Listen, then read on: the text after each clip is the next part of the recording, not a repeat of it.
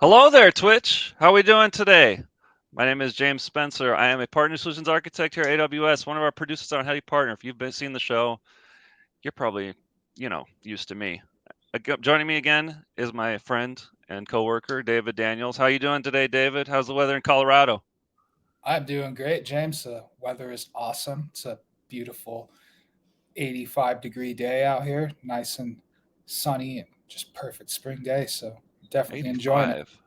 Oh yeah, I don't believe you, but that's cool. Anyway, yeah, so who's joining us today? I heard some containers, Kubernetes stuff. yeah. So a really interesting D2iQ has something called DKP. So it's the D2iQ Kubernetes platform, and so it's really cool. Going to learn all about some cool Kubernetes container stuff today. So really excited. Awesome. I love containers. I love the whole, it works on my machine meme. Chad, does anyone have any fun Kubernetes or containers horror stories about how difficult it is? David's got more guitars I am. Yes, he does. He's got more than you. Uh, but it's so great. Like I was trying to explain containers to my dad, and I was like, yeah, it solves this problem of it runs on my machine, but then it introduces complexity problems, orchestration, not problems, but orchestration complexities. And so today, D2iQ is going to show us how they're going to help us, make things easier, make our lives better, and make running our Kubernetes stuff simpler. And today we're joined by Sam Burns and Shafique Hassan. I'm popping you up there, surprise. How you guys doing today? Are we doing good? Doing good. Good, Thanks good. for having us on. Yeah, Thanks for no, having us. Fantastic day out here in San Francisco. Appreciate you having us on. So, yeah. I like we were saying earlier. I heard there was like a month worth of rain down there, but it's a little nicer, but a lot colder because of the wind or something. So yeah, pretty chilly out here, but can't complain. nice. Yeah. Eh, Yesterday I traveled for a deep racer event, and I was actually in Minnesota. It was oh gosh, surprisingly excellent weather. I did not expect to go to Minnesota and come back with a sunburn, but that's how it worked out. Uh, really nice. nice. So, where are you all in the chat? Put in where you're from. I'd love to hear it. Yeah, Sam, where are you based at? I'm in Nashville, Oh, so okay. we're in the heart of You're not hot freezing. chicken and barbecue. Yeah. Nice. Awesome. So Sam and Shafiq, if you want to go, I guess we can start with Sam. What does you do at D2iQ? Why are you here? I mean, we'd love to have you, but give us Right. some I think context. I think we're all asking that question. Why are we here? Uh, no. So sales engineer, D2iQ. I answer all the technical questions when AEs get on the call and say, hey, we need you to help us walk through unique scenarios for each and every different type of company, whether it's commercial, pub sector, here in the States or in EMEA. So uh, I get the ability to be able to work across pretty much every customer that we have in the company. Nice. Awesome. And Shafiq, how about yourself? Awesome. So, I work with our customers. I started off as a solutions architect, at D2iQ, a little over 6 years now. So, long time, having been around the CNC of ecosystem. So, definitely excited to share what we've been up to at, D2iQ and what we've been building with DKP, our D2iQ Kubernetes platform. I was a solutions architect for many years, working with customers and getting them into, production with all of the distributed systems, in play, going back to the Mesos days and, Kubernetes, the last few years. Now what I do is I work with our customers and partners on, helping them define their, application modernization strategy and, just figure out, how they can make, Kubernetes work for them, right? So Kubernetes, like you guys mentioned, Kubernetes containers, it gets thrown around a lot nowadays. But how do you get value from it, and what can you do with Kubernetes in order to be successful and influence your business outcomes? Is predominantly what I work with. So yeah, Nice. Nice. Yes. Kubernetes, great power comes great responsibility and complexity. there you Um, go. Yeah. yeah. So with that, do you want me to turn it over to you all and see what you got? We're gonna show us today. So Yeah, Yeah. yeah, absolutely. So Sam's our technical wizard here, who's going to be doing most of the driving, and we'll probably try to. We're going to keep this very hands-on, right? We just really want to show, what DKP can do, and we want to definitely engage, with the folks who are watching, and figure out if you have any questions, and we'll go from there. awesome. Yeah, and I love the name. I've mentioned this to you guys before, but I was a big MMO player back in the day, and DKP used to be the points that you'd earn when you played to try and get some fat loots, and if you didn't perform, you ended up losing DKP. 50 DKP minus. It's But funny, James, you brought that up, and like I did go down like a Wikipedia rabbit hole, so really, oh, that's yeah, awesome. yeah. No, I was just, how those things happen, right? You just search for a specific topic, and then you're just clicking on the links, and the next thing you know, you spent like 90 minutes on Wikipedia, right? So, yeah, definitely World of Warcraft. Those are days. It's just pretty interesting. Good. Definitely, I don't want to date myself by. Yeah, Eh, I know those rabbit holes. It's totally a squirrel kind of situation. You just went all over the place. yeah. All right, but let's talk serious talk for a moment. Serious. Okay. Yeah, Sam or Shafique, do you want me to put your screen up, or you ready to go? Yeah, I'm Let's ready. do it. Shafique, do you want to open us up with a couple opening comments, overview, or do you just want to dive right in? Yeah, let's dive right in, right? So Okay. we talked about DKP a couple of times. So folks, again, like DKP stands for the D2iQ Kubernetes platform, right? It's our flagship offering. What we are really focused on is ensuring that customers have success, or we're enabling outcomes for customers looking to build their platforms around Kubernetes, right? So one of those things that we kind of like seeing the ecosystem nowadays is this whole concept of building platforms or platform engineering, however you want to look at it, right? And the idea is to get people paved roads towards adopting Kubernetes as something that's going to help them in their application modernization journey, right? Whether it means building the next cool application. If you think about it, the story or the example that I often use is nowadays you go to the airport, you don't see a lot of paper tickets. You still do in certain circumstances, but everybody's got an app, and the idea is to build applications that help you better engage with your end users. It's about building applications that's going to leverage data and do whatever it is that you want to whatever it is that you want to like influence as an outcome, right? So that being said, we're all about just making Kubernetes easier for organizations to adopt, right? Whether it's enterprises or just like Sam mentioned, working with folks who are up to building the next great thing. That's what we want to do. We really want to unleash innovation, or help our customers unleash innovation, and just make the world a better place. I know that's cliche, but it's just all about accelerating application modernization, right? It's all about making sure that you have all the pieces necessary to succeed on this journey. So that's where we're at. So Awesome. And I Yeah. would say it's scarier to manage Kubernetes without help. I would say that is a very, very scary task. yeah, it's yeah, for sure. And it's one of those things that I've talked about, or I often talk to folks about, is Kubernetes is just the technology piece. You need people, process, and technology to succeed. And hopefully, what we're trying to like make happen here, and hopefully what you're going to see is how some of the software enables you to like not just kind of like go in without just focusing on the technology piece, but just helping you automate a lot of these aspects of just managing this stack end to end. So Sam, I'll probably stop talking, and we'll definitely continue with some of the commentary. But yeah, let's just dive straight in, and yeah. Awesome, great. So thank you, Shafique. That was a great open there.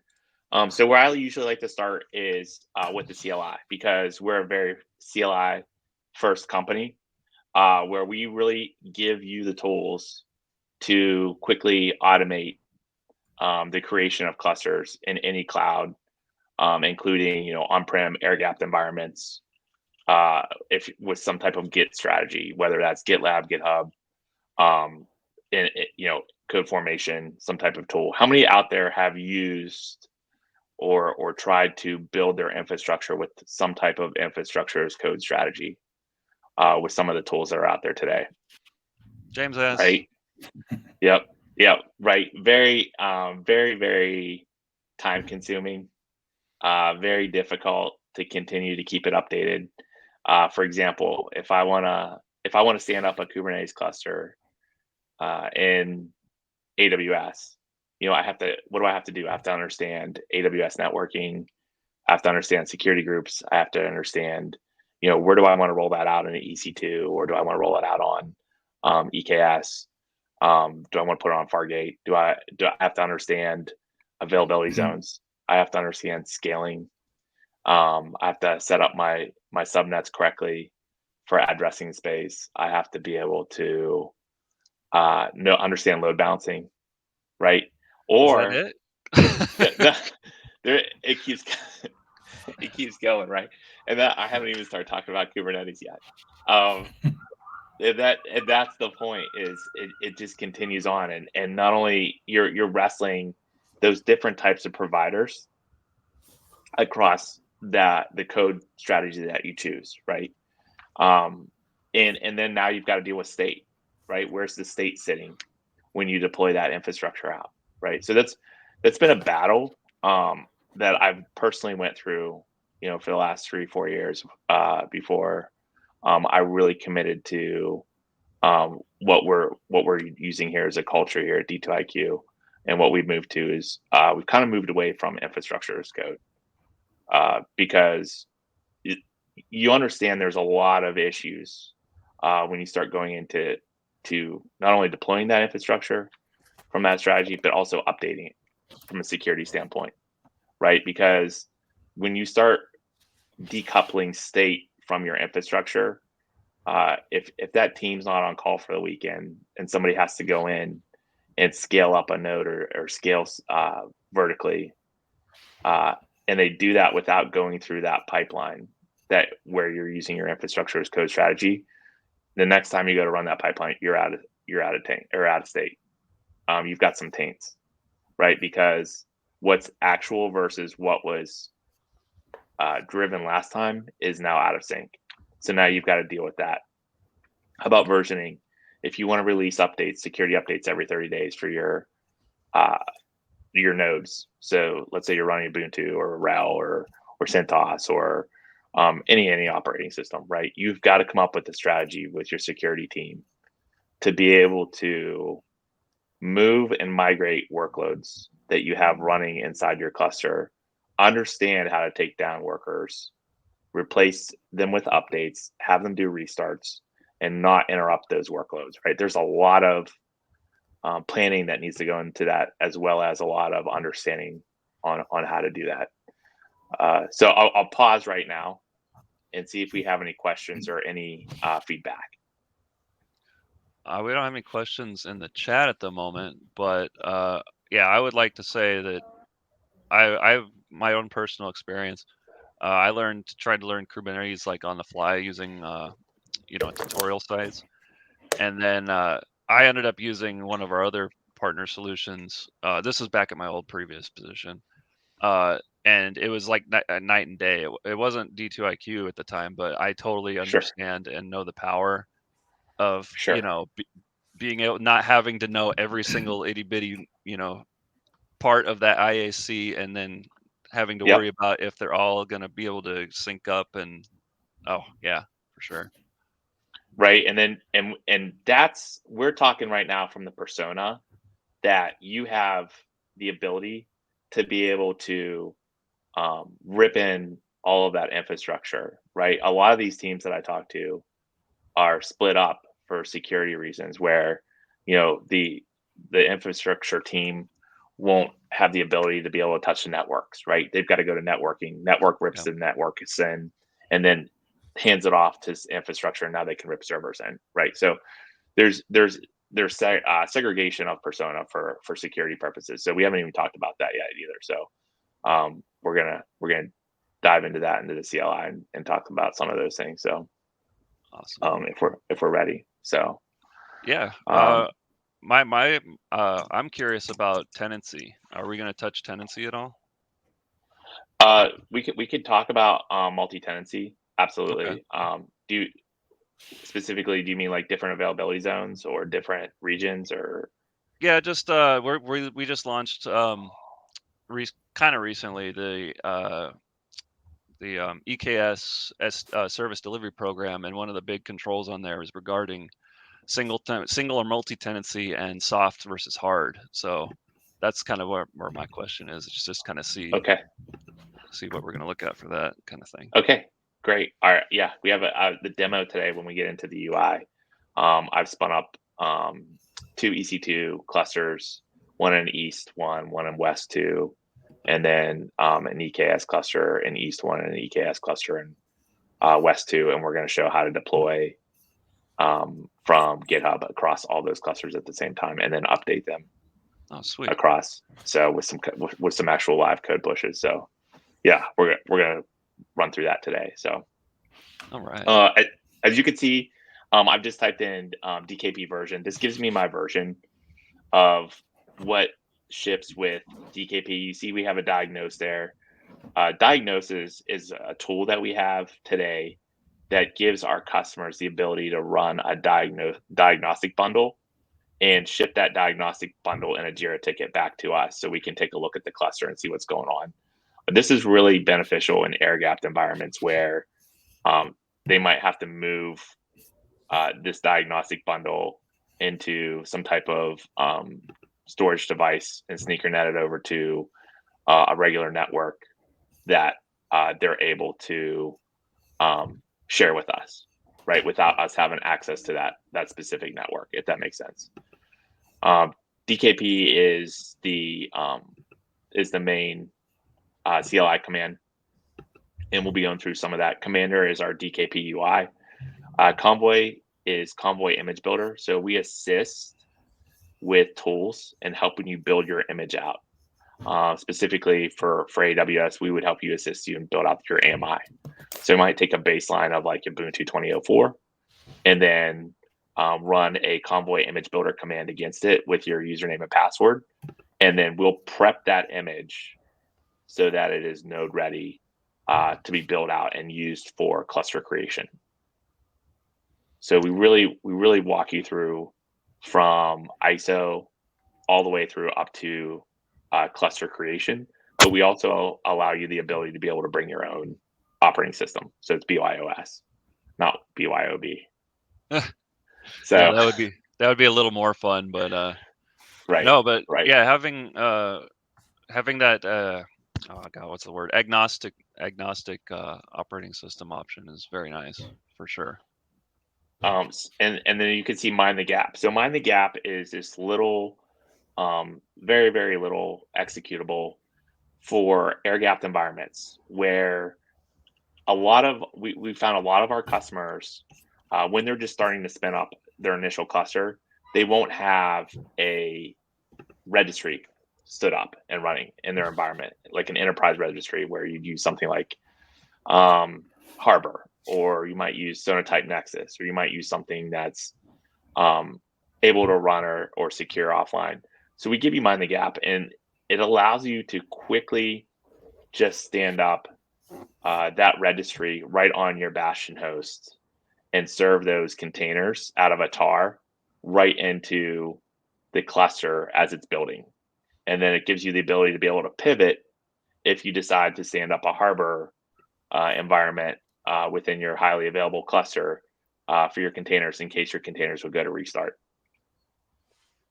So as you can see, we really are air gap. We're CLI first with air gapped. So we really focus on air gap. So if we can install an air gapped quickly, we can install anywhere.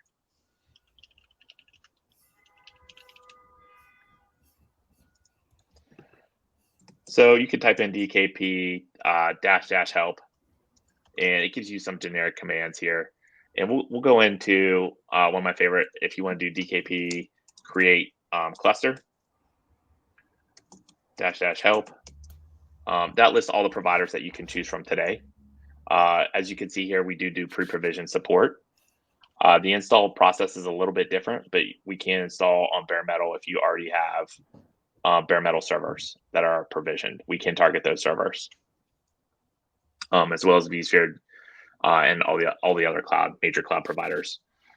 So let's go back to where we were talking about developing our platform and infrastructure as code, right? And having to write all that code up front. And that, let's say you go to work for an organization, and you bring in a team, it could be 6-7 months before you've successfully stood up an infrastructure as code strategy with something that you start testing, that's secure, that's ready to go in production. There's a lot of lead time in that. There's a lot of learning. Within today's market, you have to be able to maintain those coders. I mean, because your organization is relying on that person for your entire organization or that small team to specifically write a one-off code example that's specific to your organization, and you've got to maintain that over time. So if that person decides to take another job somewhere else, now you have to backfill it, and somebody's got to come in and read somebody else's code and pick up and move forward with the vision of the company, right? And that's pretty difficult. Isn't that also known as job security? It is definitely not. It is not job security, but another form of job security is speed and performance, right? And that's what we're about to show you: speed, performance, the ability to quickly move and provide, the company's vision, to be able to pivot quickly, adding new features, changing cloud directions, changing strategy, without having to have all that upfront understanding and hiring that team in. So let's say I want to create a cluster in, I'm going to clear my screen here, AWS. So I can do DKP create cluster AWS -- help. And as you can see across the screen, we have a lot of flags here, right? And some of these flags here that you can see, that if you already have pre-provision like a VPC, you can pass in a VPC if it's already been created. We were really handling like something like, I call it a compartmentalized CLI, where it's basically, we have different personas across the organization that do different types of jobs that we can already pass in pre-provisioned infrastructure, such as we can pass in subnets also. So as you can see, if you don't know that, with AWS, you basically can pass in, I think it's about 5 or 6 commands with creating a cluster with your cluster name, and it'll rip in the VPC all the way down to the EC2 instance, and then stand up your cluster within roughly less than 10 minutes. And then within another 15 minutes, we will be able to load DKP UI with all of your day 2 add-ons. So that's another discussion that we need to have, that I'm going to walk through in the demo, that you'll see, like, a lot of the competition really focuses on heavily right now across the market. I'm seeing infrastructure as strategy versus looking at using, something we call cluster API, which is open source, CNCF. We're really in tune with that type of development, so that we can give our customers pure upstream Kubernetes. Right? There's nothing that we're trying to lock you into. We're trying to give you the best of breed environment, with those day 2 add-ons, so that we can get you into production, right? Not just deploy out Kubernetes. And then, like, the typical competition is, you deploy out Kubernetes. I worked on all the major distros, deployed them all out with infrastructure as code, as well as other strategies. And some of them are really good tools for some of the jobs that you might need to do, but I haven't found them as a good tool for across enterprise that give you the day 2 add-ons, right? Because you still have to make a lot of major decisions that affect that operations channel for your teams, as far as how are you going to handle load balancing, how are you going to handle identity management, how are you going to handle observability, how are you going to handle continuous integration, continuous delivery, how do you handle if you want to integrate AI/ML, how are you going to handle security if you want to do continuous scanning. There's a lot of different tenets that we like to focus on when we go and talk to the customer, that we provide right out of the box. Yeah. Okay, so as you can see these flags here, right? They're pretty basic flags, and you can pass these flags in and basically build a cluster extremely quickly. And basically, you can just say, hey, I want to know, I want 4 worker nodes, I want 3 control planes. You can set the machine type. Default is set to, let's see, M5 2X large, right? So it's a pretty basic machine. If you want to go with like I-series, where you're going to go, with very high IOPS on your SSDs, you can move towards that too. So we give you the ability that, if you don't know what an MX5 2X large is, you could still get a cluster up and running. If you don't know what a subnet is or a security group is, you still can roll out an entire VPC all the way down to the EC2 instance and get a cluster up and running with very little commands from our CLI. And the beauty of this also is how many of you have worked with like a great tool that's not CLI first, right? They're API first, right? And you want to go bake that into some type of GitOps process with a Git strategy. And man, you gotta know you gotta go grab a token, right? You gotta pass your creds, get your JWT token. You gotta pass back and say, okay, how long am I gonna live that token for? How long is this pipeline running for? You gotta be able to pass that token across multiple different phases of that pipeline, right? Then you gotta be able to use a tool, something like JQ. So then you can start parsing JSON and then passing that JSON into environment variables, which then eventually filters, it's like filter all the way down. Very difficult. That's why we're CLI first, so that you can quickly build those pipelines without having to understand all the complexities of how do you process JSON with an API and then get it back into some type of script, right? There's a lot of messing around there. You'll spend a lot of time just learning the API, learn where to get this certain data field filtering through. So we make it very, very simple with the CLI.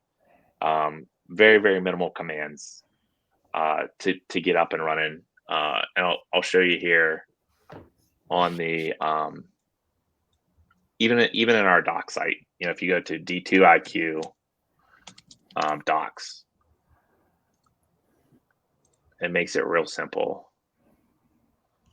And you just go to D2iQ Kubernetes platform, and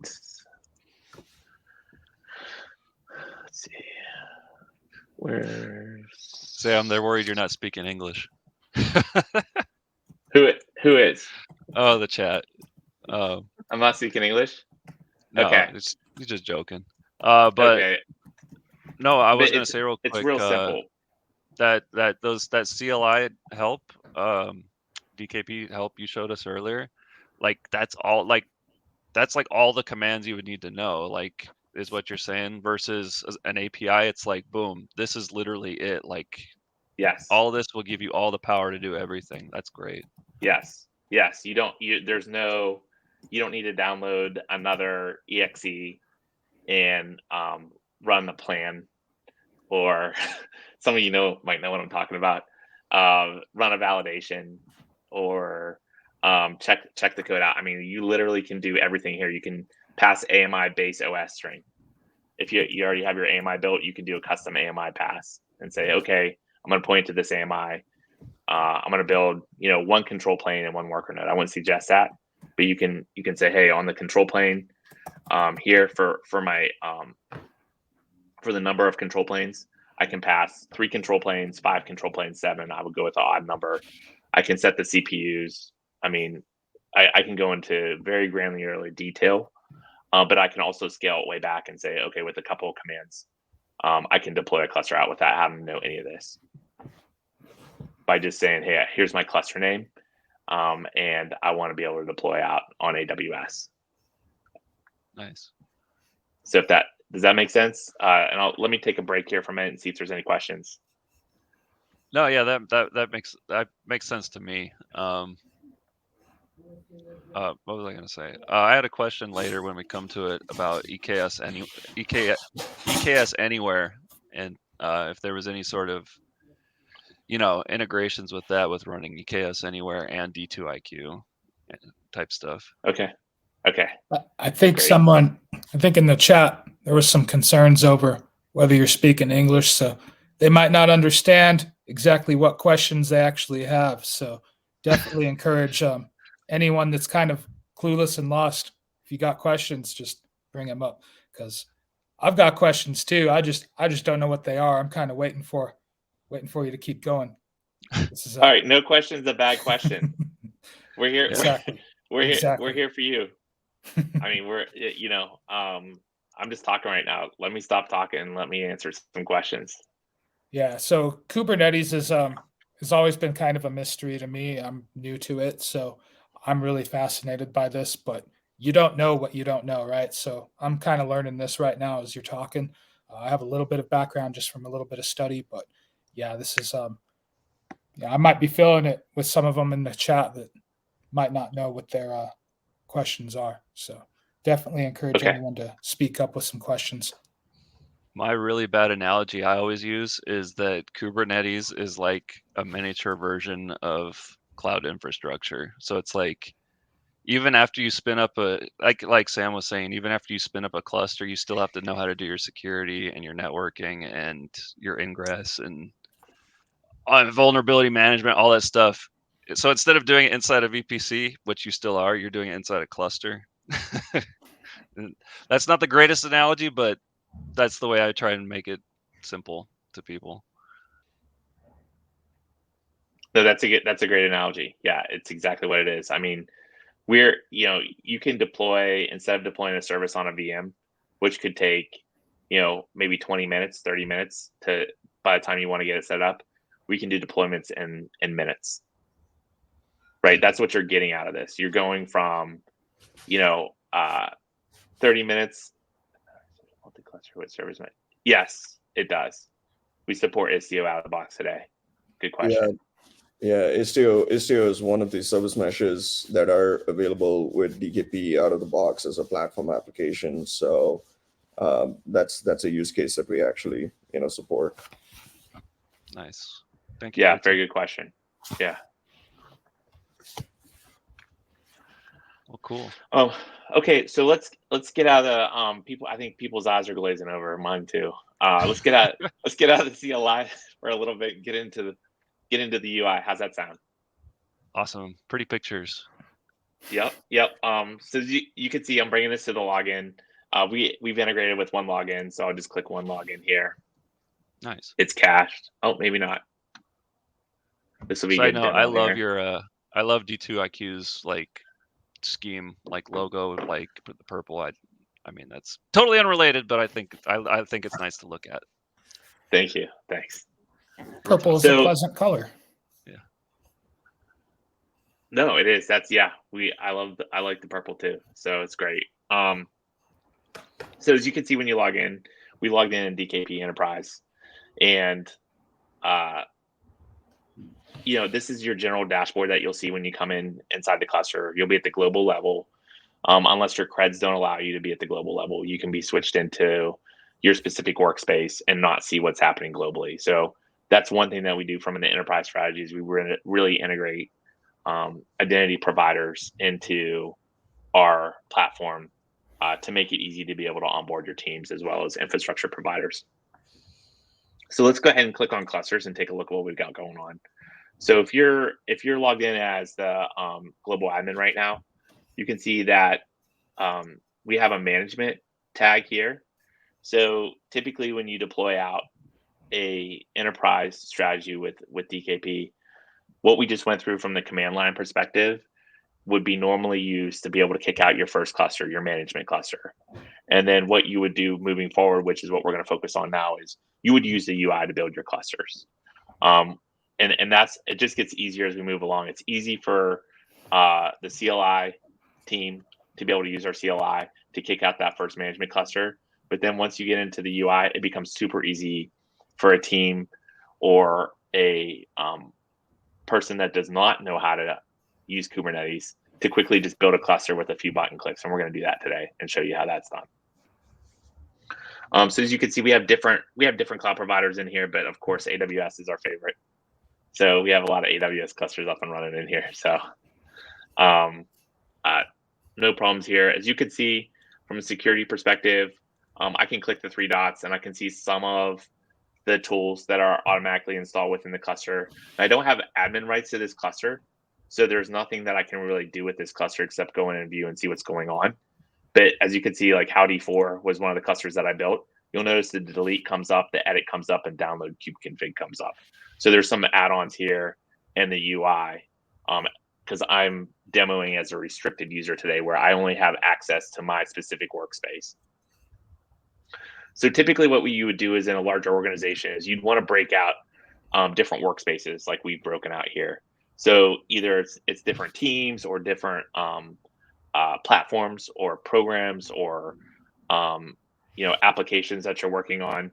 They would have their own workspace to be able to go into, isolate them within specific clusters or even namespaces. So let's go ahead and go down and take a look at my workspace. As you can see, I have 4 clusters up and running. I pre-built these clusters yesterday, and I talked about it. These are 2 EC2 clusters, one running in East 1 and one running in West 2, as well as an EC2 or an EKS cluster running in East 1 and an EKS cluster running in West 2. And just to show you that, we can show you the dashboard here real quick. And I'm in Northern Virginia right now. I'm on East 1, and it just shows my instances that are up and running. You can see I've got Howdy 2 and Howdy 1. Worker is a worker. Pretty easy to know that with the label. And then control plane is your control plane for Kubernetes. As you can see, you click on it. We do a lot of tagging within it. You can add custom tags. We'll show you that later today when we go to build out a cluster from the UI here. But I custom tagged it, said, this is owned by me. When's the expiration? 3 days. It'll get bumped out tomorrow automatically. So there's lots of details in here. MX5 2x large for your worker nodes, MX5 extra large for your control plane. Like we talked about earlier, this is just the default machine size type that we pass in. Again, you can customize this based off of your organization if you want to scale up and do like the I series with higher IOPS with an SSD. So if we go in and view the details on, let's go take a look here at Howdy 1. We're making it very, very simple, right? As far as the UI goes, we're doing as little as we can within our UI to get clusters built and provisioned and projects attached so they can get deployed. But we're also heavily leaning on other UIs that the community is familiar with, such as Kubernetes dashboard, right? Everybody's pretty familiar with that. So why take a great tool that already exists and try to rewrite it and add it into a new UI and just more layering, more support? Look, everybody's familiar with Kubernetes dashboard. Let's give them something easy to work with. Let's not try to make them conform to a product that we're developing. Let's make it so easy for everybody knows, oh yeah, I know Grafana. I know how to add a dashboard to it. I can look up in Grafana repository and say, oh, I'm looking for a dashboard that does this. Okay, they deploy Grafana. So as you can see, when we build out an enterprise cluster, we don't just build out Kubernetes itself. We deploy and set up the dashboard for you. We set up Grafana. We set up Grafana logging. We set up kubectl. We set up Prometheus, the Prometheus Alert Manager. We set up Rook Ceph cluster. We set up Shafique. If you're familiar with any of these, and we're gonna go through some of these applications today. So that's really some of that day 2 add-on that I was talking about that a lot of the competition does not give you out of the box ready to go. We do, right? We're giving you those tools that you're able to start observability. And oh, by the way, when we install Grafana and set up Prometheus for you, we're not just installing it. We're actually have roughly 30 dashboards that ships with Grafana that you can automatically go into and take a look at what's going on with your cluster. So I'll give you a quick example here, and we'll come back to this later. But you can do compute resources in cluster. So even at deployment time, you're already getting metrics pumped in. You know, how many of you have worked through where the boss is like, hey, go stand a cluster up. Now you got to go read a whole bunch of documentation on how do I set up Prometheus correctly? How do I set up Prometheus push gateway? How do I deploy those Helm charts? How do I hook in a load balancer? Now I've got to have a storage class. I mean, the list just goes on. I mean, as far as all of that knowledge and understanding has to go into getting to the point of just having a dashboard where you can start looking and monitoring your cluster, so that we really give you that easy button where we're saying, hey, we want to focus on a company's ability to do what they do best, which is get your product in production, get your capability in production so you can push more features, right? Don't be focused on, hey, what's going on with my cluster? Hey, somebody that works part-time on developing the API for this feature request in the shopping cart or some type of capability has got to take off time now because Grafana is broke again, and they got to go in and figure out what's going on with Grafana. And then people are upset because they're working the weekends because they're like, we got to still ship this feature on Monday, but they're like, we don't know what's going on because we don't have the observability baked in, right? So we're trying to make it so easy that when you kick out that first management cluster, now you can start kicking out more clusters and have the ability to kick your code out and start testing your code. We're going to look at that in a minute, but sorry, go ahead. I was going to ask, like, yeah, I'm familiar with like Grafana and Prometheus and all that. So you're saying like when you're actually spinning up the cluster from like the UI or the CLI, I'm used to well, I don't know. When I did it, like the platform, I would spin up the cluster, and then after it was up, then I would go into the Helm charts and install, Grafana, Prometheus afterwards. So you're saying that you can do all that as part of spinning up the cluster itself. You can like say, when I do this, I want X, Y, and Z, and it'll all come in. Yep. That's so awesome. So what happens is order of operation is you need Docker on your Bastion, right? You need our CLI, right? You need bzip2, and then you untar it, and then you say DKP create bootstrap. It spins up a bootstrap cluster inside of Docker.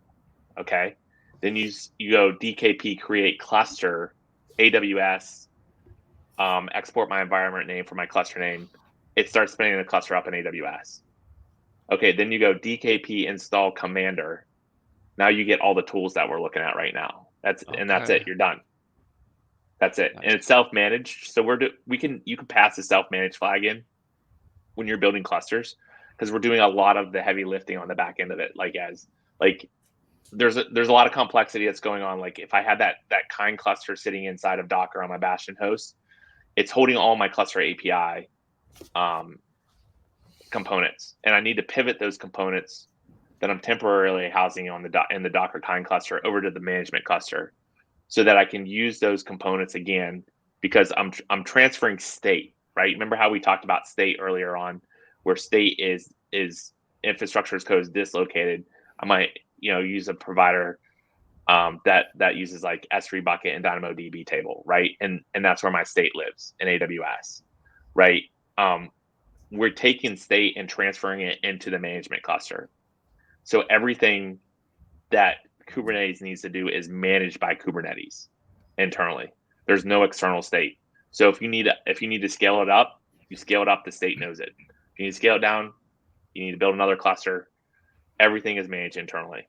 So there's no drift. The second thing that sorry, go ahead, Shafique. No, James, just to add to what just Sam mentioned, right? It's just all about, a lot of things that, a lot of times, people just forget, like, Kubernetes at the end of the day is just your container orchestration capability, right? So going back to folks who are new to Kubernetes or wondering what it is, it's just all about orchestrating containers at scale, just ensuring that you're deploying Kubernetes in a you're deploying containers in a way that's leveraging all of the capabilities that Kubernetes offers, such as scaling and all of the other management features, right? But at the end of the day, all it does is management of your containerized applications, or just basically container orchestration, right? So you need to have logging, you need to have monitoring. Service mesh was up there on the chat. Cost visibility. These are additional capabilities that you need. What we call day two readiness, right? That's where our name comes from, right? D2iQ stands for day two intelligence, right? So what you need beyond container orchestration in order to be successful. So that's where we come in, and that's what we're trying to make happen for customers who are, or oh, is my audio coming through? Audio is coming through. It's just video is frozen. Yeah. Interesting. All right, so I'm just gonna try and starting and stopping my cam again. But anyway, so yeah, what I was saying. Oh, dead stare. Okay, that sucks. All right. Yeah, so the whole container orchestration capability is just all about just running your containers at scale. But all the stuff, all the tiles that you're seeing on the screen right now are additional capabilities you need to have feature completeness or day two readiness, right? Which includes logging, monitoring, and alerting. And just to add to like one of the comments here about, do we control the source code for Grafana or Prometheus? It's all upstream. We don't fork anything. What we're making sure of is the fact that the versions of Grafana and Prometheus and all of the other technologies that you're seeing on the screen work well with the underlying Kubernetes infrastructure. So we're helping you lifecycle manage all of these moving parts as well. So yes. That's key here, because we've heard horror stories from folks about oh yeah, I'm going to run Kubeflow on Kubernetes, or I'm going to run a specific technology on Kubernetes. Right. And great, now there's a new version of Kubernetes that comes out, and you realize that there's a breaking change with Prometheus that does not support the underlying Kubernetes. What do you do in that scenario, right? So we're helping just kind of give you that turnkey solution that just allows you to kind of like put together a technology stack that makes sense for your organization. And then lastly, and I'll try to get my video once I'm done with the stream of thought, lastly, it's just all about having extensibility, or just taking taking advantage of our open source ethos as well. None of these components are forked, and all of these components are swappable as well, right? So like, for example, Yep. we use Loki for logging. Let's assume your organization uses Splunk. An easy way is to one way to look at it is you don't have to give up your investment in a specific technology you're using. Right. You can definitely swap it out with a auxiliary technology or another technology that your organization's got as well. Yeah, that's a great point, Shafique. I really want to highlight that when you go to install the day two components, we give you best of breed with what we've selected. But if it's easy for you to be able to conduct a dry run, and then pull the YAML out, and then actually go through and rip in like Elastic, like he was saying. If you decide you want to go with Elastic, or you want to go with Splunk, or you want to go with some type of alternate, it's too easy. And we have the examples where customers have done that.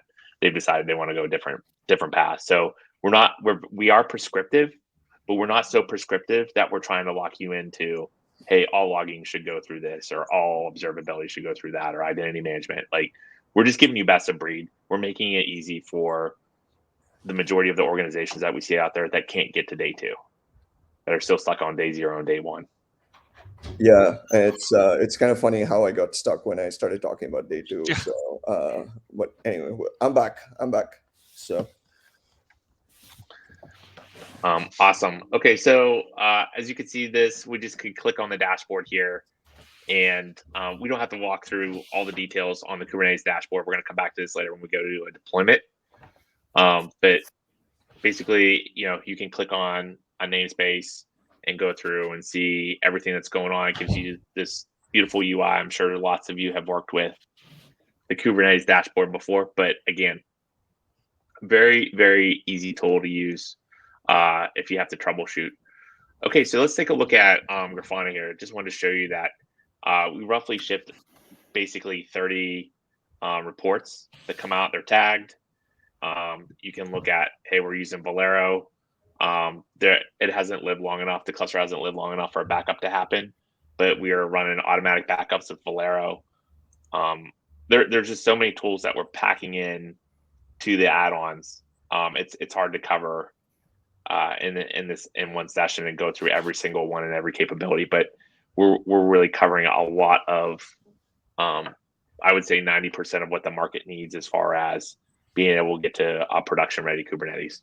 Hey, I've always been an operations guy, right? So maybe David, like, I don't know, it's like, do you remember the days when, we used to manage servers and just wonder which metrics to scrape, right? That's always, that's always part of like having observability into what your systems are doing, right? So this even goes back like maybe 2-3 years ago.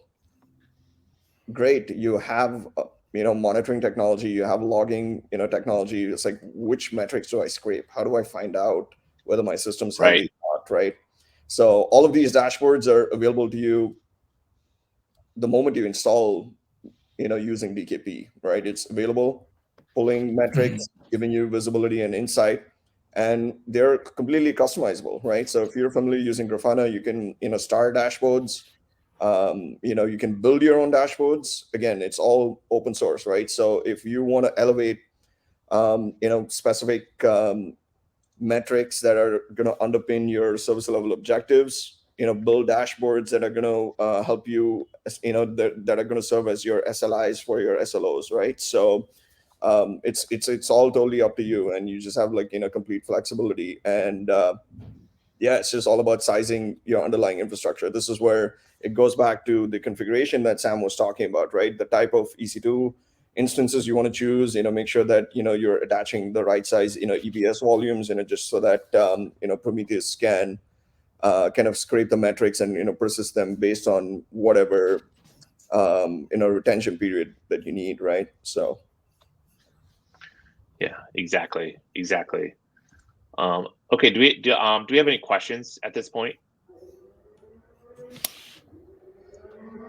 Not seeing any. No.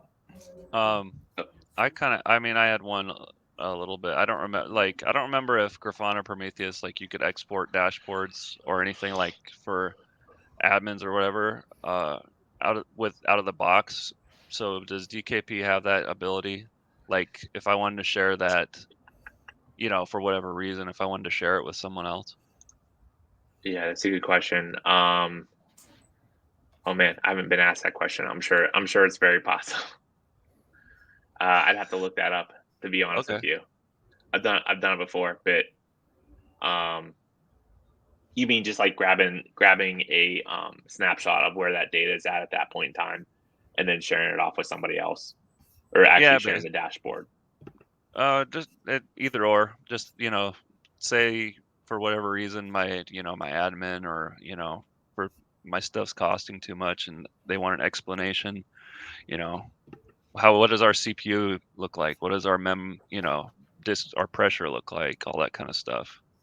Yeah. Your project managers wants to know what the heck's going on, and rather than drag them through it, you can just be like, here, take this. This is what's going on.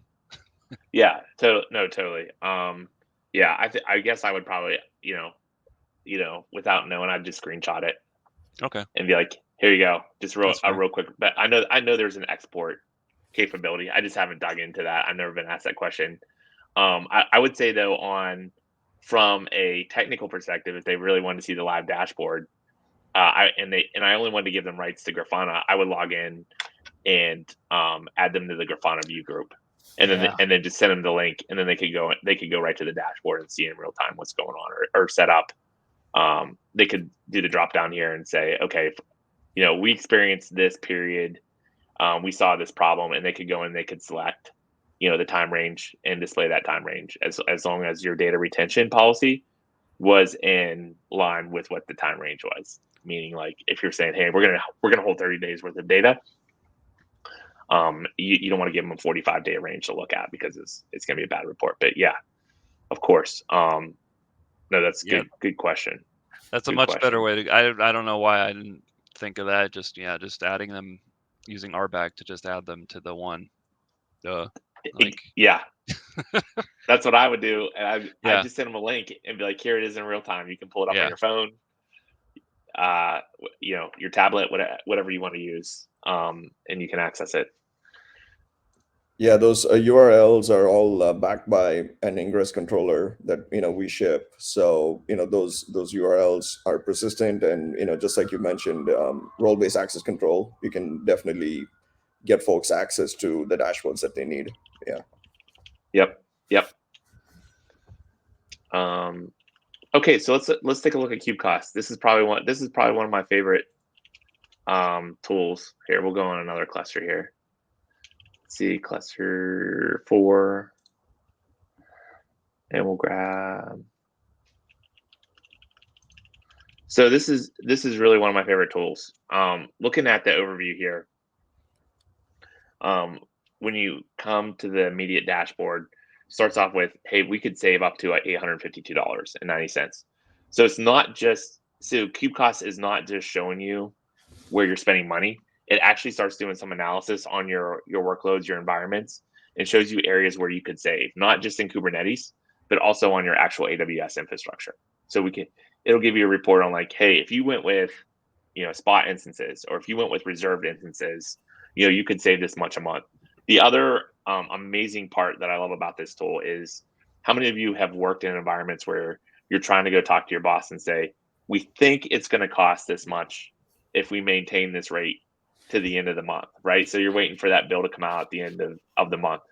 So there's a monthly cost built in this dashboard, which basically would say, if you maintain the rate that you're at right now with this cluster, it would cost you $1,200. Now, I'm not very efficient right now because it's a demo cluster with my efficiency score. So, but there's lots of cost measures that we're going to walk through here in a minute and show the audience on what they can do. Again, it gives you a great cost allocation, your asset costs, your cluster efficiency. So I like to go into cost allocation, and basically the way it's set up right now is, like, it measures with the last 7 days based on namespace, but you can also pick controller, deployment, node, service.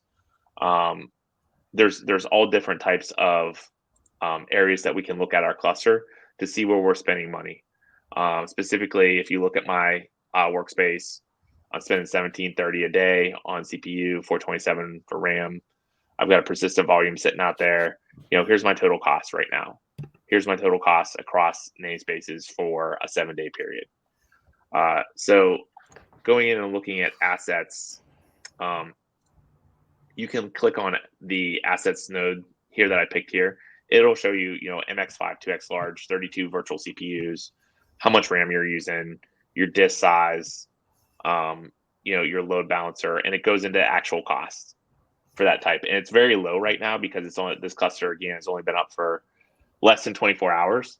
But again, we're not just measuring the cost of Kubernetes, we're measuring the cost of your entire infrastructure. We're looking deep into, where it's being hosted, as far as, the node size, the memory, the virtual CPU, the storage, load balancer, everything that would be included to be able to support that infrastructure. So here's my favorite part of this tool, the savings. So this is where some intelligence starts to get built in. Again, it looks at my favorite report would be remedy abandoned workloads. How many have spun up a cluster or deployed out a QA or test environment on a Friday, and it just sits in the cloud all weekend, and then you come in on Monday and you're like, man, I forgot about that. It just sat there all weekend idle, right? So this report actually goes in and starts looking for what workloads are in your cluster that are not being utilized all the time. What's very, very, and you can change your traffic threshold. You can change your duration. It really helps you to start identifying some of those tools. Now, some of these are core tools. that are not being heavily utilized because, again, it's a demo cluster. But again, I would be targeting, any type of project or namespace that dev might have stood up, or testing has stood up that doesn't need to be running every night all through the night. This is where you're really recouping costs within your cluster in your cloud bill, because if you set up auto scaling within your cluster, which we're going to go, we need to go back and talk about that, how nodes are treated within DKP versus how nodes are treated within the competition. But if you set up a range, a left and right limit on scaling your cluster, and as you spin up more workloads, cluster nodes automatically spin up and support those workloads that are needed, but they also spin down, right? You want it to go the other way. Too many times I'm seeing in the market, customers are coming to us and saying, hey, we can scale up, but it's the scaling back part that is extremely difficult. So that's something that we've really focused on, and I think we've really got a great product in the market on. Yeah, I actually have a fun story, and maybe a use case people don't usually think of. In my previous company, we ran most of everything in Kubernetes. Dev, test, prod, pretty much everything. And I was actually hired on as like kind of a DevOps engineer, like junior, and my senior, who was like literally the only other person at the company, left about, I want to say, like 3 weeks later, like almost right on. So I got thrown into the fire. But that's perfect because number one, I'm trying to learn Kubernetes on the fly. Number two, I don't know what the heck we need that is left over in that cluster. I don't know if stuff is left over from testing. I don't know if stuff is vitally important. So being able to have that tell me, hey, this stuff that spun up like a week ago is costing you this and it's never being used. Because I was getting pinged like, James, what's going on with this? And I'm like, I don't know. I'm just learning Kubernetes right now. So right. Why is our cloud bill so much? Yeah. Right? Yeah, absolutely. Walk me through the cloud bill and walk me through what we're using and how it's being utilized. Yeah. Right. And right now when we're demoing this, I'm just showing you one cluster. There's the ability to be able to add and manage multiple clusters from a single dashboard. So you could just drop down and say, hey, I want to look at this cluster that's running in West 2 versus East 1. You don't have to jump back and forth between the dashboards and click into each cluster. It gives you the ability to be able to, like, we're really focusing on that multi-cloud tendency where it's not like, okay, we've deployed a bunch of clusters out there. Yeah, they're all on the dashboard, but they're not really linked together, right? So we're really getting into that. How do the UIs talk to each other? How do we make it make sense from a business perspective or operations perspective that maybe your manager wants to quickly ship over to another, cluster that they know exists out there and just look at that without having to go through and do all the clicks. They can just do it right here. So again, like I said, it goes into it not only looks at right sizing your container requests in Kubernetes. You can look at reserve instances, right size your cluster nodes. So here's something that's very, very interesting. It doesn't just tell you, hey, right size your cluster nodes. It actually goes inside here and gives you examples on different machine types that you could use within AWS. And it gives you a recommendation. It gives you a complex strategy. It gives you multiple different courses of action for your organization to look at and analyze, as far as, hey, maybe I should take this step. Maybe I should do this strategy. Here's what we're going to save. So I really like this tool. It's really beneficial from a cost perspective, because too many times being in IT, leadership's like, why are you spending so much money? We need to know why. And then you're spending a lot of time combing through and trying to generate a TPS report for somebody that's not even going to read it. Yeah. No, shout out to our friends at Stackwatch, right? They're the guys, they're the brains behind KubeCost, and this is a great technology to have. And if you're looking at this, you really have that nuance of just looking at cost from the perspective of a cluster and all of those associated Kubernetes constructs, right? So James, to your point earlier about multi-tenancy models, right? If you're operating a platform that's just carving out namespaces to people rather than just giving them standalone Kubernetes clusters. This is a great way of identifying how the requests are working out, what type of infrastructure node, what kind of infrastructure you're using to back the nodes. And kubectl is a great technology that just enables a lot of visibility from a Kubernetes point of view and from an application point of view, right? So it's not just you just have end-to-end visibility when it comes down to the cost capability. So nice. Yeah, that's great. And if you're just tuning in right now, welcome to Howdy Partner. We're talking today with D2iQ. They're showing us our D2iQ, or excuse me, their D2iQ Kubernetes platform. Kubernetes is complicated. That's a given. They're showing us how DKP is helping us manage a lot of the orchestration and helping all that those day two operations. What do you do after you get your cluster up and running? Trying to remove some of that complexity and help you manage it, and while keeping your costs down, which is that's what everyone wants. Of course, that's what the boss always wants. So That's right. So we just talked about and highlighted and focused on our nodes and looking at how we can trim our nodes down and get real efficient. But now we got to look at how can we get our containers down, right? How can we control those resource definitions for our deployments that we're running on the cluster? Because if we shrink down our container resource definitions, we will shrink down the size of the nodes that we need to be able to run that infrastructure, right? So we're double shrinking our infrastructure down to support where we need to be optimized and reducing costs at the same time. So let's look at an example here. Look at FluentBit. Right now, the current CPU usage request, recommended usage request. So it's costing me $32 a month to run this application, right? Where I could shrink this down based on the recommended RAM requests and CPU recommendations. And that's a change that we can do inside of our dry run when we go to do deployment with our day two add-ons, right? Where we can really right size those clusters as far as our day two add-ons to really reduce that cost hit to an organization, right? Because right now the economy that we're in and with everything that's going on across the globe, we are in the year of efficiency, and I want to hammer on efficiency, not only efficiency but also security, right? We're in the year of security and efficiency, and that's why I'm spending a lot of time talking about kubectl, because there's a lot of efficiencies not only in our deployment of our product, the deployment of the day two add-ons, but the operations of it, right?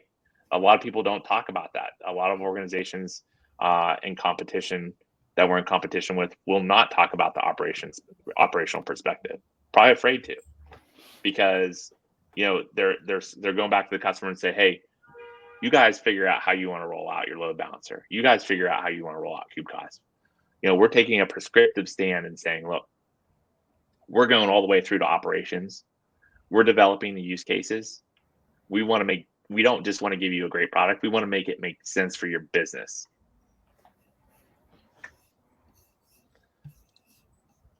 Okay, so we also have scores. You have a scoring here for a health test on your cluster.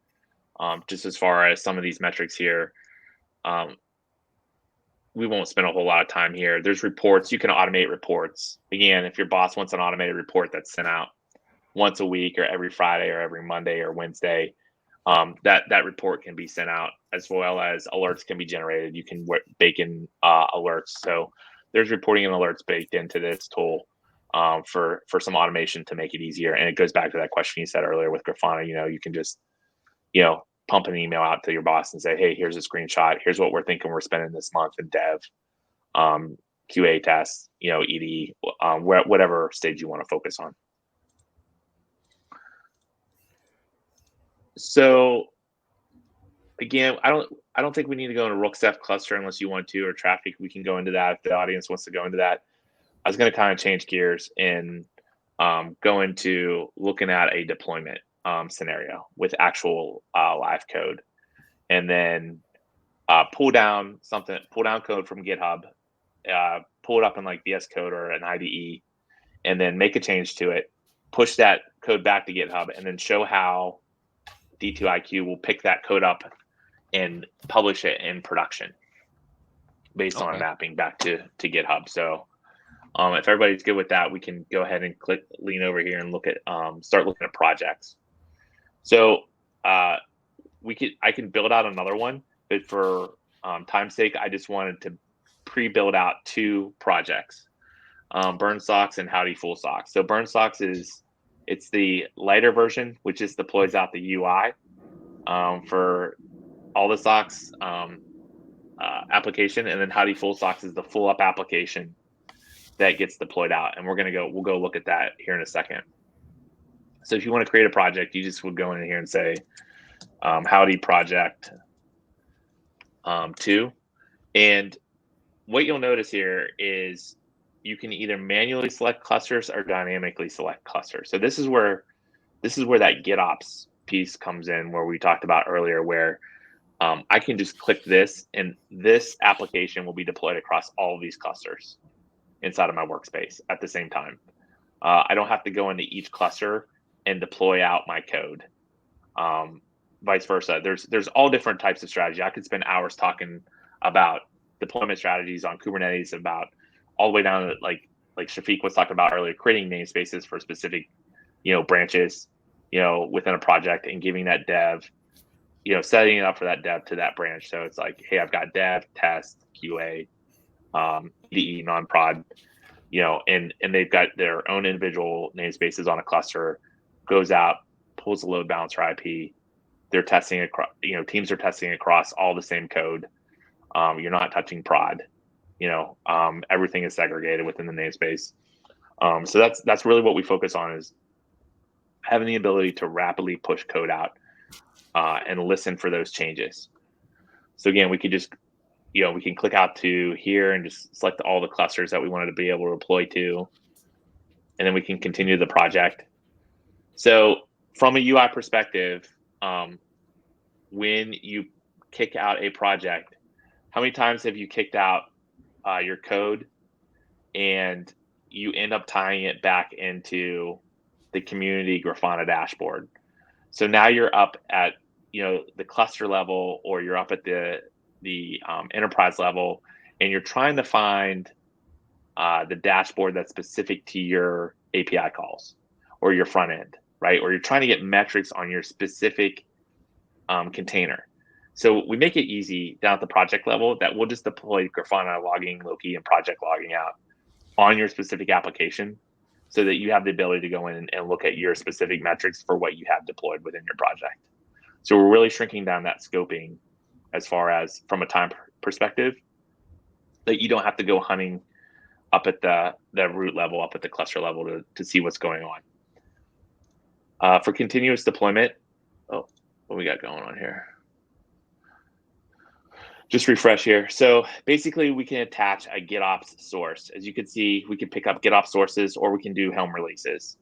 So basically we would add a GitOps source. We would type in the name, my socks, and we would post in our URL.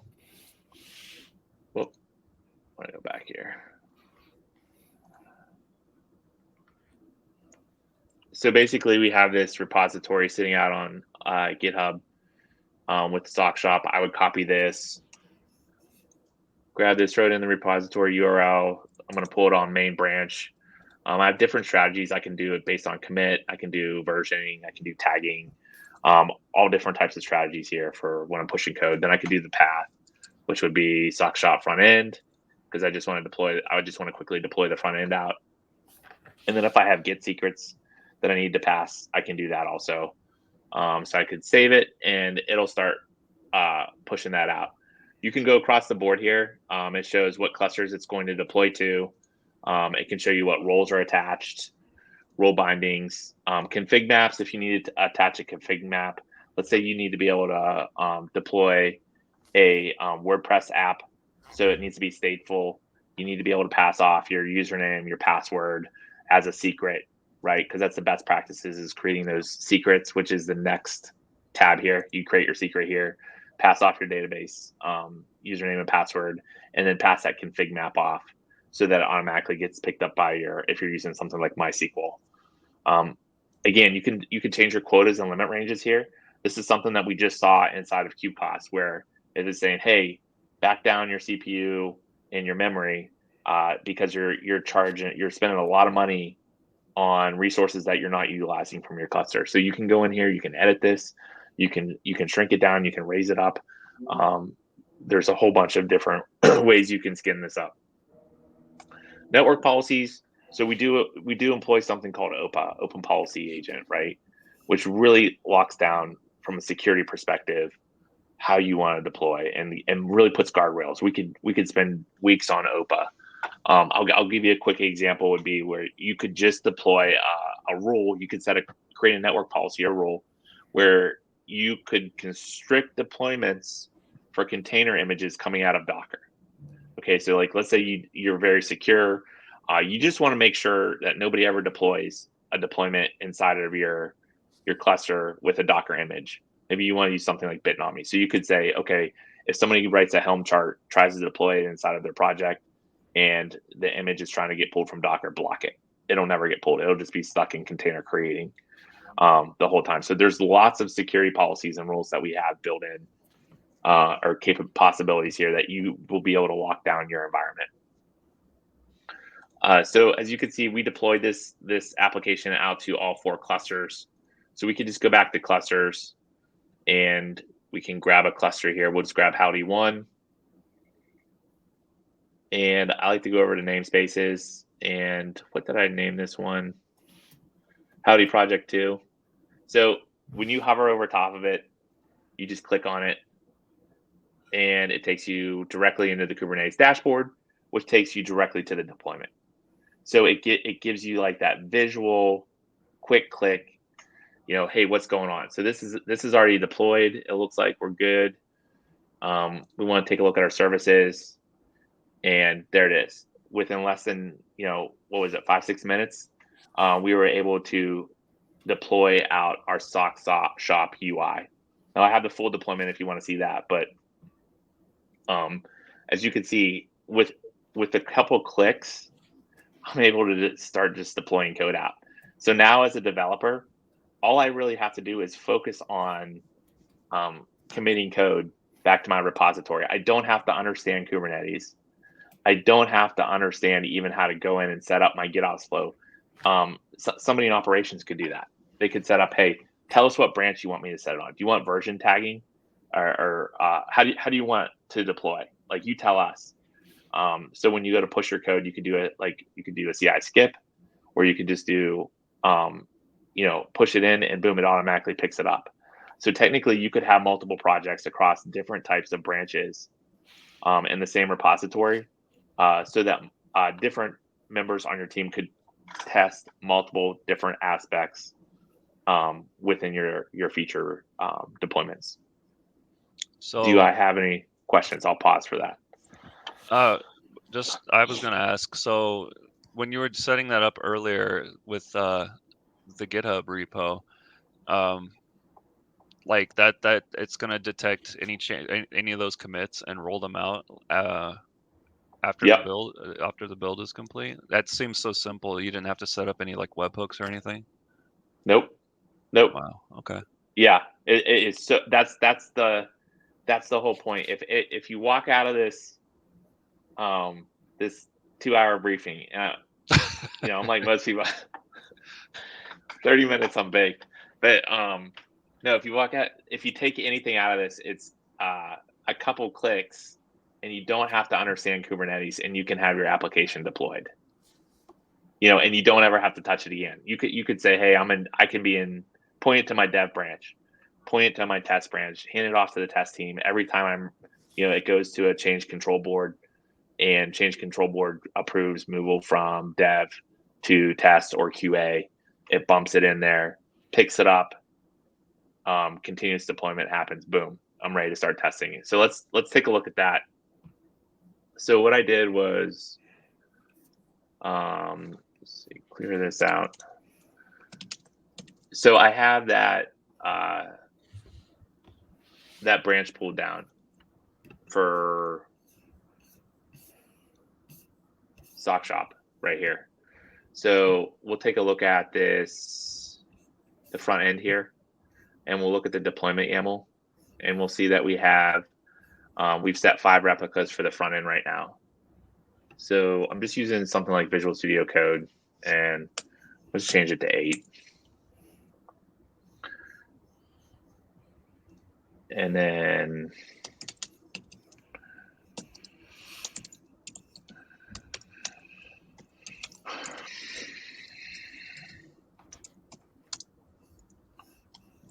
You mean you don't have to look up your Git commands every single time like me?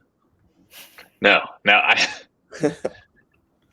just baked this box. I don't have my, I need to make it the shortcuts. So there we go. We're up to 8 already. Scale up. It's already been committed.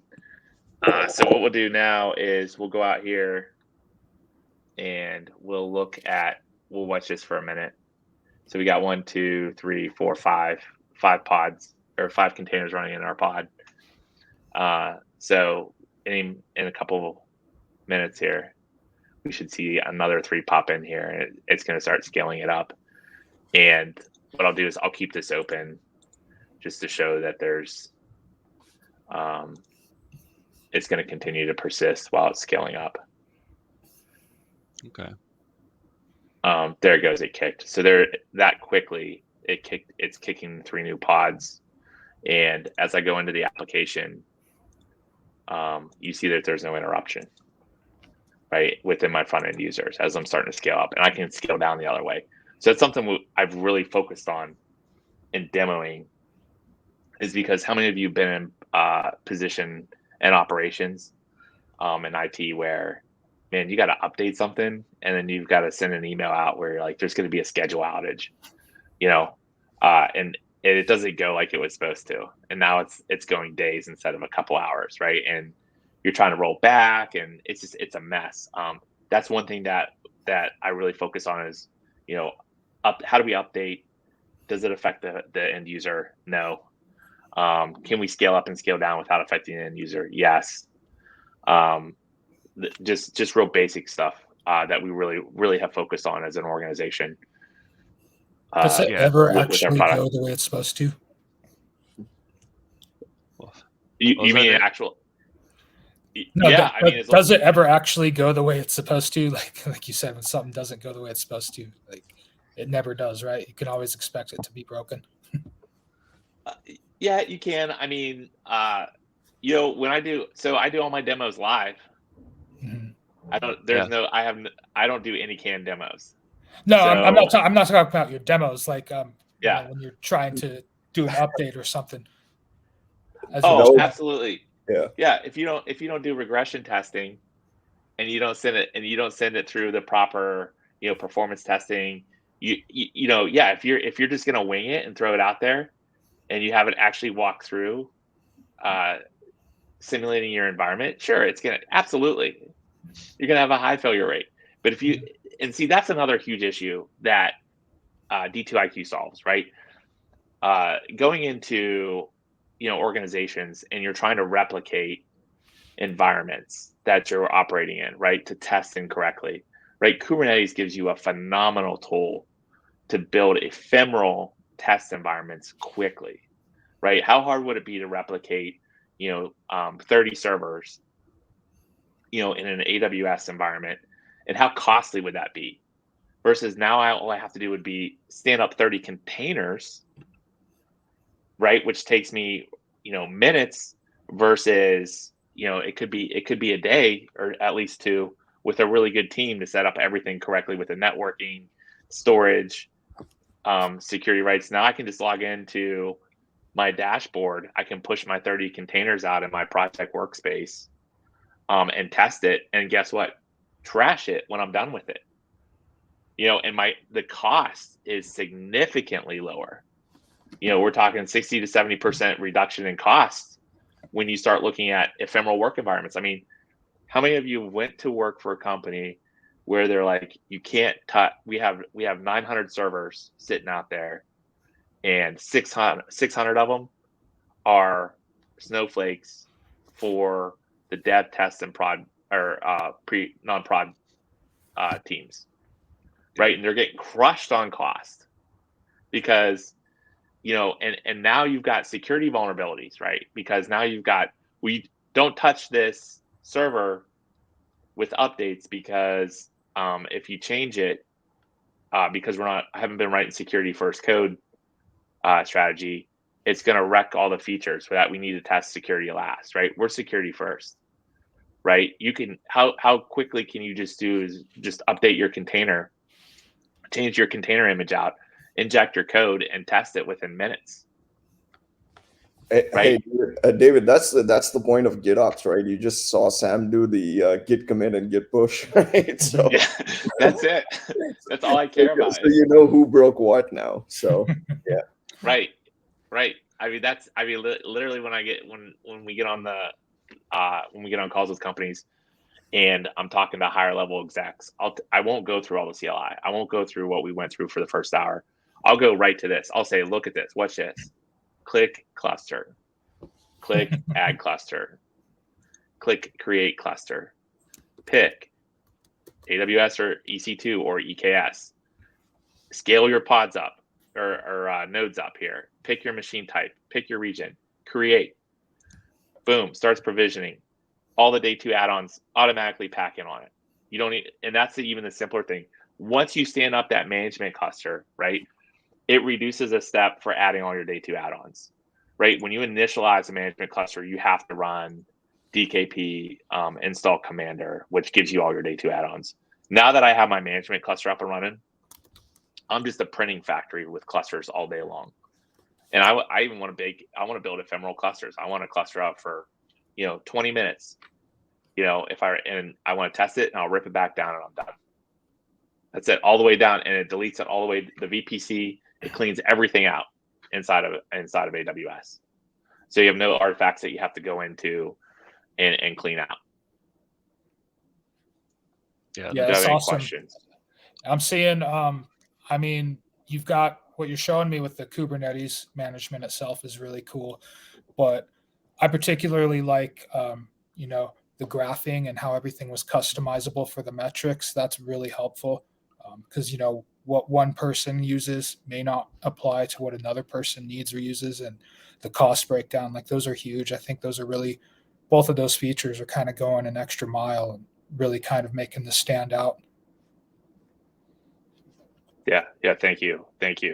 So and one thing we wanted to go back to and really focus heavily on, and then I'll stop and we'll field some questions, hand it over to Shafique, was in the culture and the strategy of the product, right, is we're using something called Cluster API, which is really moving away from infrastructure as code, right? So typically when you deploy out your infrastructure as code strategy, Kubernetes itself refers to a cattle analogy versus pets. Is everybody familiar with that analogy?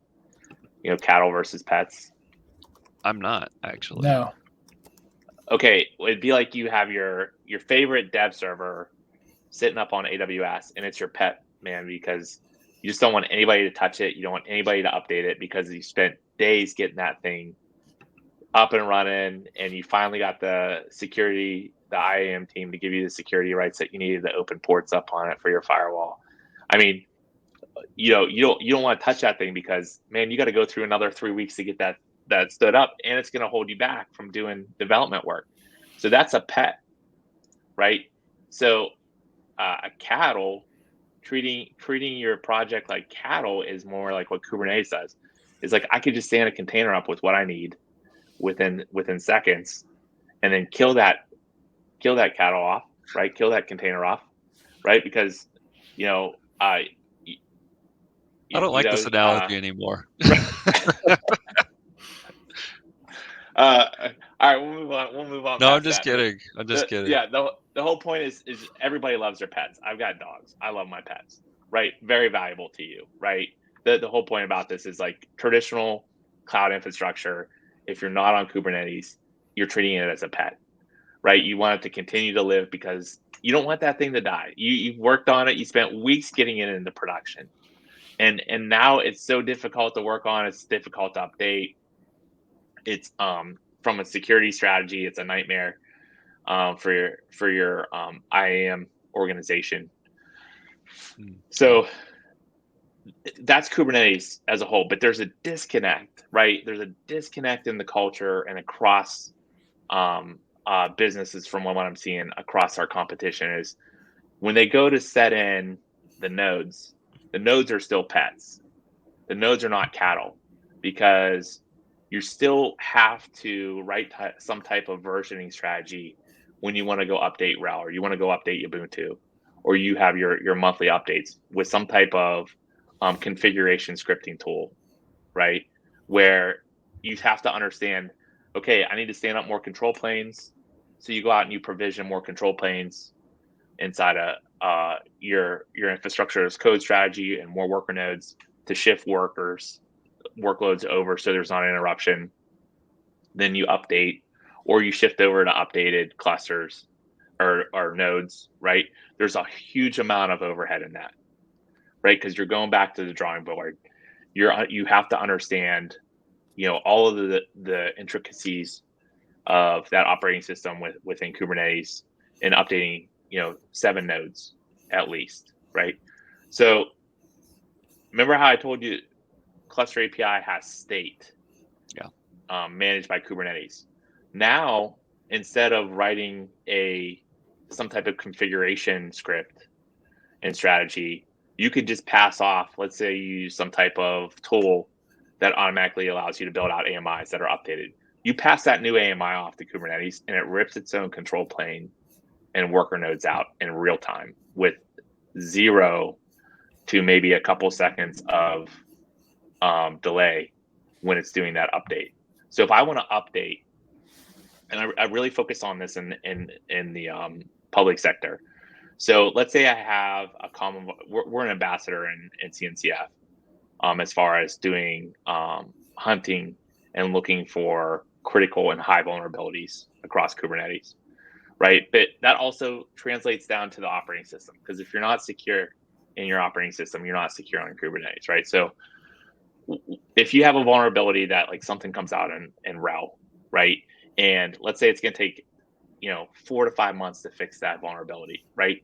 You're sitting in a highly vulnerable state right now in production, right? So we've done demos before where I'll rip out RHEL and rip in Ubuntu in a production cluster to give the option to be able to run a more stable operating environment for your cluster so you're not opening yourself up to security issues.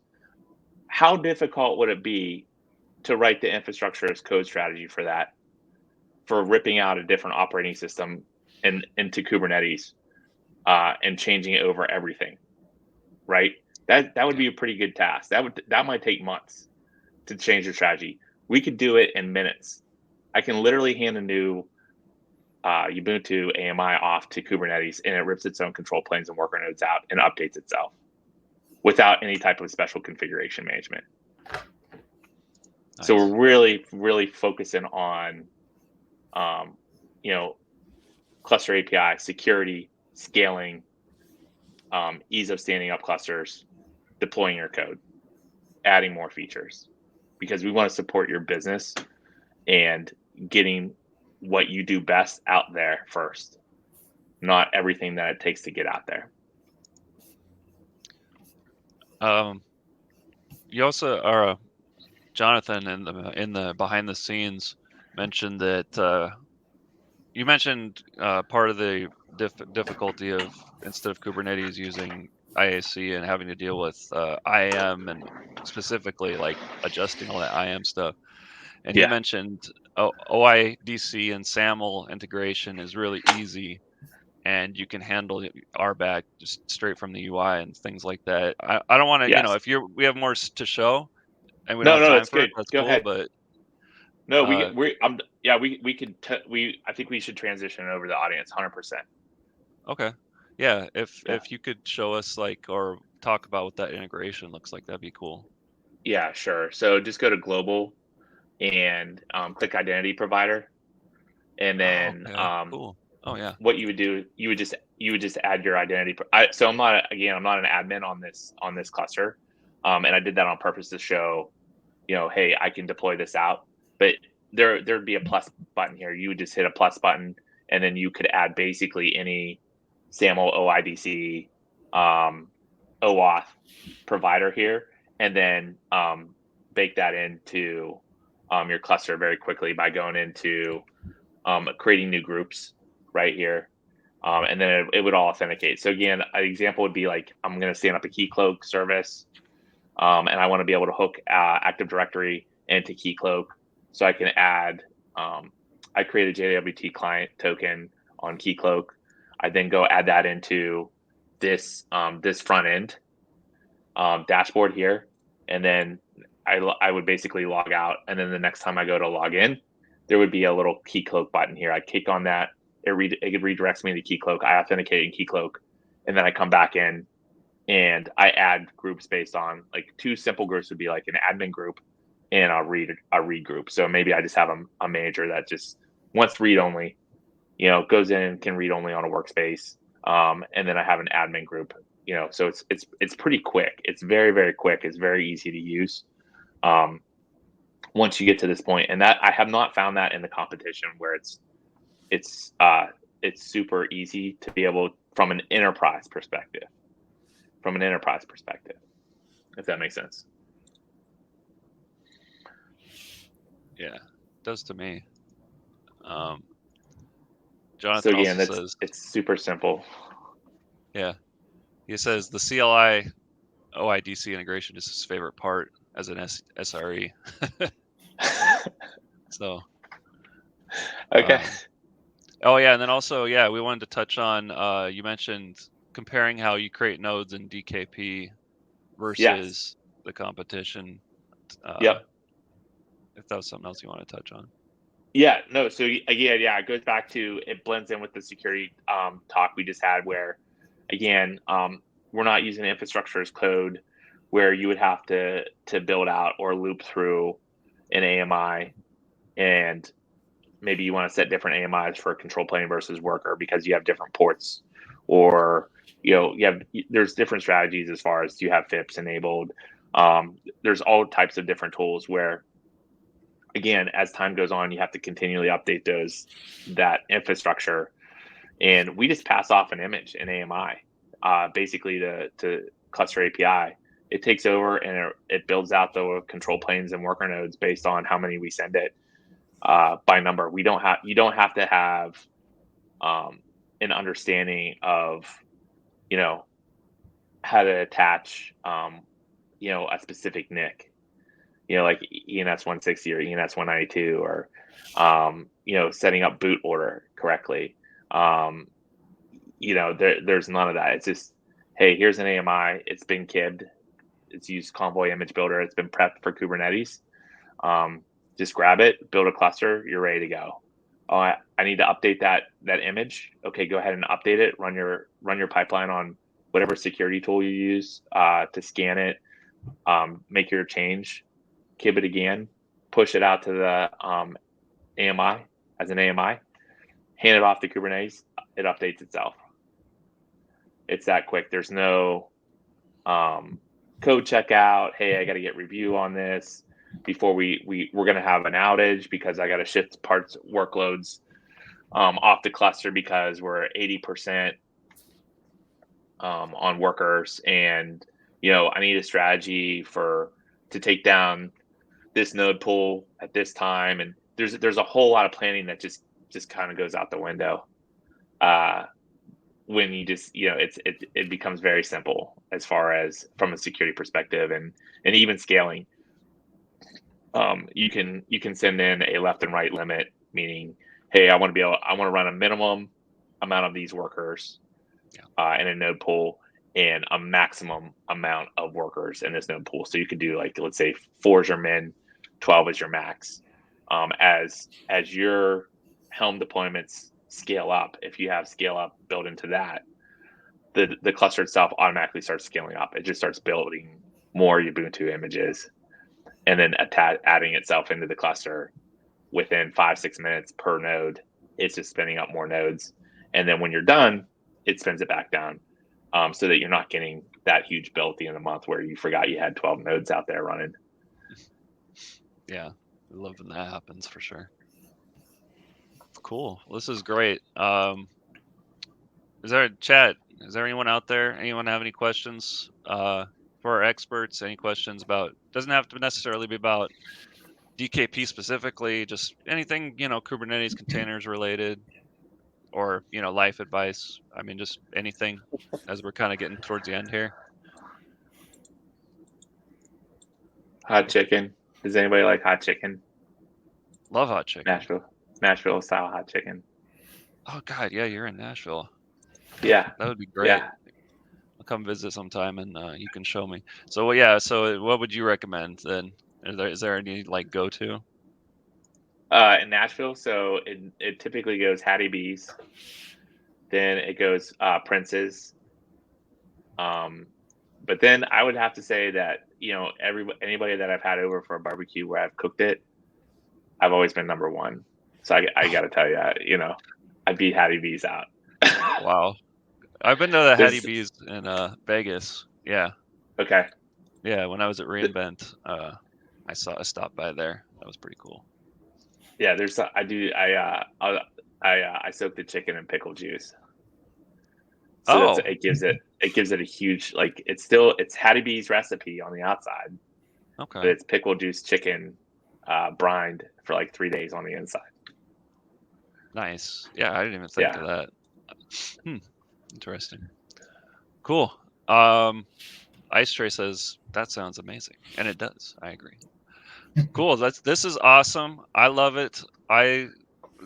Especially complex things like I thought probably one of the most interesting things that we've talked about today. A lot of times you'll always hear people use IAC. IAC solves everything, and the majority of this conversation has been, let's move away from IAC. So this is literally probably the first time in my experience, I've ever heard that kind of conversation. And the way you described it, it makes sense. Definitely. Yeah. And I can't tell you, I'm not a naysayer on IAC. Like I don't ever see in IT, especially, like one tool is going to solve it all. IAC is a great tool. It's an amazing tool. I mean, I've written a couple 100,000 lines of IAC without speaking vendors, and it was amazing when I started doing it. I was like, oh, I don't have to go through all the clicking anymore. And I don't have to, I know what I need to do mentally because I've gone through this for 10 years on booting from ISO. And I know I need this, and this all up and running and working. But the same thing happened at the end of my journey with IAC when I started working with Cappy. I'm like, if you're going to go Kubernetes pure, right? Cappy's the way to go. It just saves so much time and money. I mean, and complexity that you won't have to deal with as an organization.